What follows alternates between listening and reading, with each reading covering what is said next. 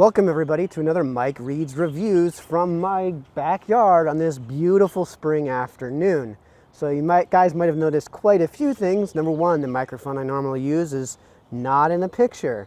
Well, there's a reason for that, and that is because today we're going to be doing a review of the wireless lav mic system that I bought and tested out in a previous video, which I will link to in this video, in the description of this video. So check out that when you get the opportunity to see what it looks like and what it sounds like in the studio. So today we're going to be doing a review of Sony's UTX-BO3 lav mic system that I've got hooked up to my URX-P03D 2-channel Sony receiver. So I don't have another wireless lav mic system to compare this to, but I have several other microphones that I use on the regular to compare this to. And I wanted to do a review of how this works under my setting because I have a feeling there are a lot of you who are going to be looking at wireless lav mics for sit-down interviews in environments that you can really control very well. So I figured I'd compare that to other microphone setups that people have used and that viewers of this video might be considering using in the future. So I'm going to be switching throughout the course of this video between the lav mic you hear now, the shotgun mic you hear now, and the old trusty SM58. The shotgun mic you're hearing now is Sony's ECM XM1.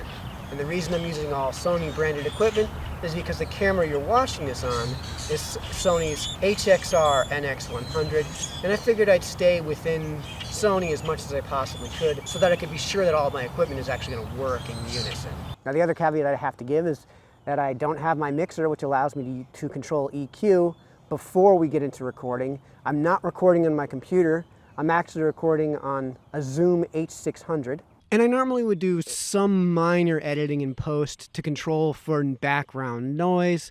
I'm not actually going to do any of that in this video, so you're going to get the most raw version of the audio quality that you could possibly get out of a video like this. The other thing you'll notice is that it's nice out, so I'm outside, but that's not the only reason I'm outside. The other reason I'm outside is because a lot of people who use wireless lav mics use them in conditions that they can't control, so I figured I'd give an example of what it would sound like to have this sort of mic in an environment where you have some wind, where you have the birds chirping in the background, where you've got the horns blaring in the background, and where you've got traffic going across the street.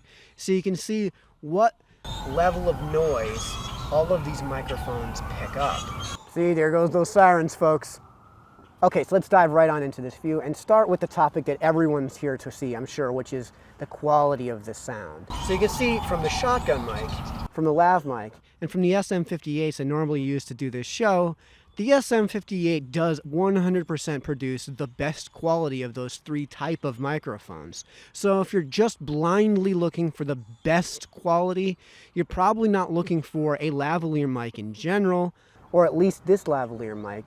You're probably going to want to have, up above me, a boom mic. Or if you can tolerate the look and aesthetic of there being a microphone partially obstructing the view of my face, which is perfectly understandable, then this is probably the way you want to go.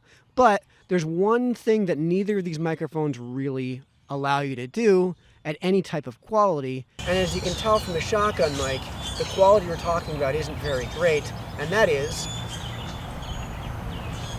I can get up and walk away, and even now as I walk completely out of frame, you can still hear my voice. And the quality, to be honest, really isn't terrible. So I've seen a lot of reviews on other wireless lav mics, like what Sennheiser produces, and apparently everyone seems to think Sennheiser's the better product. That could well be the case. It's also, from the way I purchased it, quite a bit more expensive. I don't have a way of doing a review on multiple forms of equipment because I just frankly don't have the money to buy both a Sennheiser, a Sony, and other different brands and versions of wireless lav mics for this channel. Am I satisfied with the audio? Honestly, for the type of videos that I do, I wouldn't use it. I plainly wouldn't use it. I'm going to be sticking to this SM58 for obvious and good reason. But if I ever decide to do a tutorial on, for example, a repair for my truck, or if I wanted to do something where I have to move around, like how to maintain this god-awful backyard that I have here, then yeah, I think I would go with the wireless lav mic because it still does produce a pretty good quality. It's not amazing. It's not going to really blow you away. And controlling the EQ does mean that you have to have a mixer somehow hooked up to the camera, unless you want to do all of that in post, which doesn't produce as high quality as sound. And since people are basically viewing my podcast, viewing my channel, and watching my videos so that they could effectively hear the sound of me reading these books and doing these reviews, the sound quality matters so much more than the flexibility of the ability to move around and to do things that this microphone setup that's in front of me, this stand and SM58 setup I have here, precludes me from doing. So as far as the sound quality goes, if you're relying on your camera's built-in microphone, or if you bought a shotgun mic, you probably should step it up. If you're doing a cooking channel and you're doing taste reviews, get yourself a wireless mic setup. Or maybe you don't need a wireless lav mic setup, but for me, the camera right now is about 15, 20 feet away from me.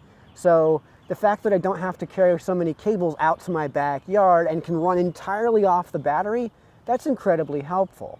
Speaking of which, now let's go on to the ease of setup and functionality. Sony's wireless lav mic system was incredibly easy to set up. Pop in 2 batteries, connect the wires like you normally would, put on the windscreen, and then turn the things on, press and hold the set buttons, and the transmitter and receiver will link up and sync so fast that it appears near instantaneous.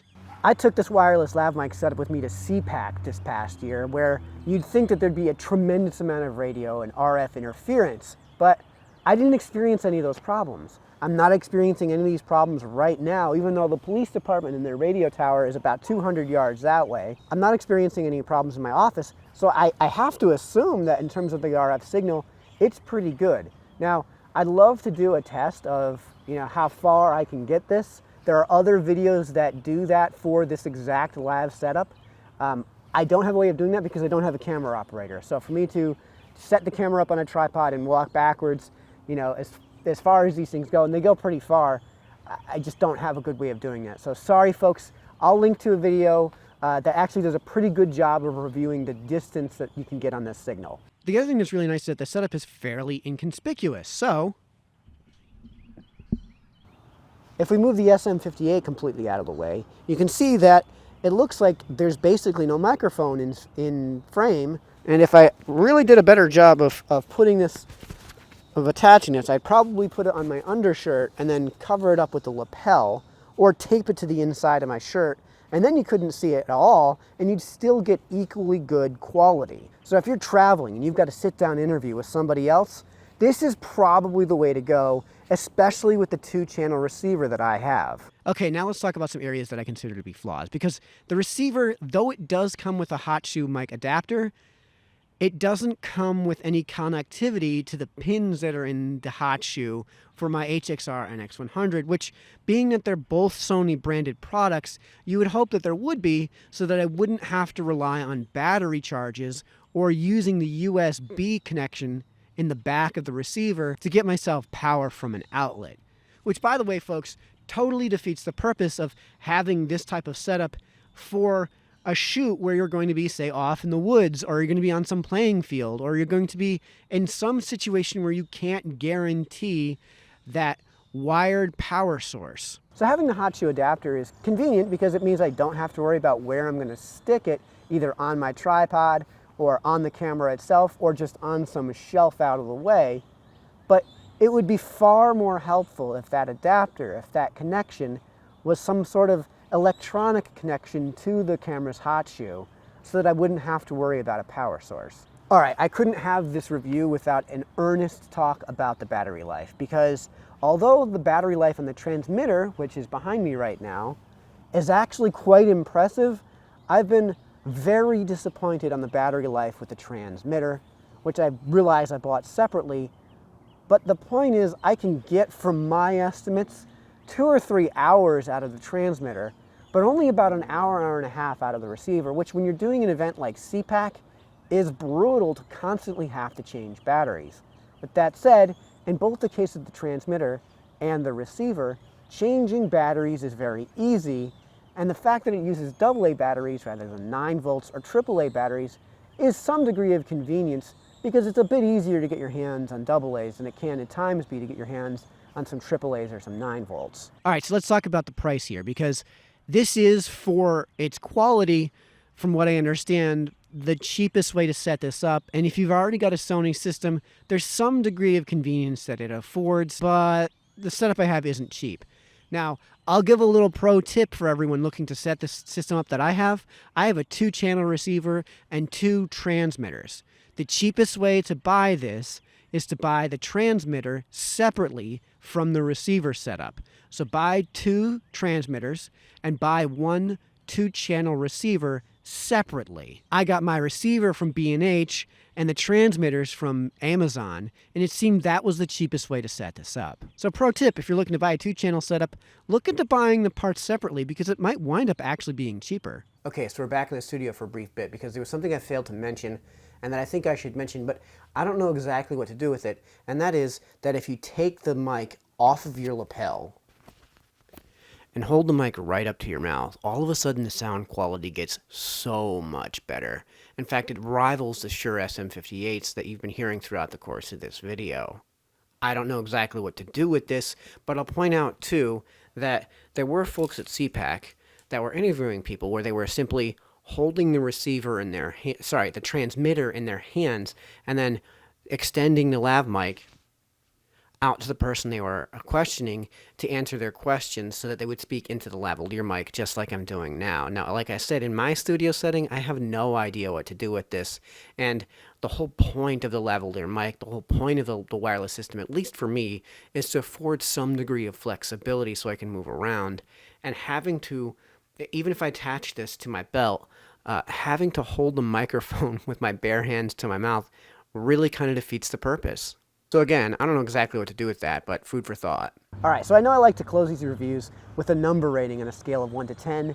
I don't think I'm going to be able to do that because I really don't have a wireless lav mic to compare them to. From my experience, if I'm to rate the SM58 setup as a 10, and I might, and if I was to rate the shotgun setup as a 3, and I might, then I'd put the wireless lav mic somewhere between a 7 and an 8. Because it's still pretty good quality for what it does, and it does afford me an awful lot of flexibility with what I do that neither of these 2 other cameras actually afford. For example, if I go completely off frame like I did before, you can see that I still get good quality from the wireless lav mic setup, but from the shotgun mic, you can barely hear me if you can hear me at all. All right, so I know it's a bit of a cop-out not to give a rating on a scale of 1 to 10, but I also always close these reviews with a recommendation. And in this case, yes, I can recommend Sony's wireless lav mic setup because it's still very good quality. And for the price, I don't know that you're going to be able to beat it. And if you're using it for the setup that I've recommended it for, I absolutely can recommend it. Now, if you're in a studio setting where you can control all of the outside sound, where you can control whether or not you have grounded power very easily, where you can control your outlets, where you can control your lighting, where you can control everything about your condition, you do want to be able to use the best audio that you can possibly get, which you're not going to get from a wireless lav mic setup like the one I'm using today, as you can clearly tell. In that case, I'd recommend using a setup like I have here with the SM58s, or using boom mics just out of the camera's frame. All right, so that's been my review of Sony's UTX-BO3 wireless lav mic system and the 2-channel receiver. I'll put links in this video's description to everything I've just mentioned and where I've bought them. And until the next time, this has been Mike, signing off.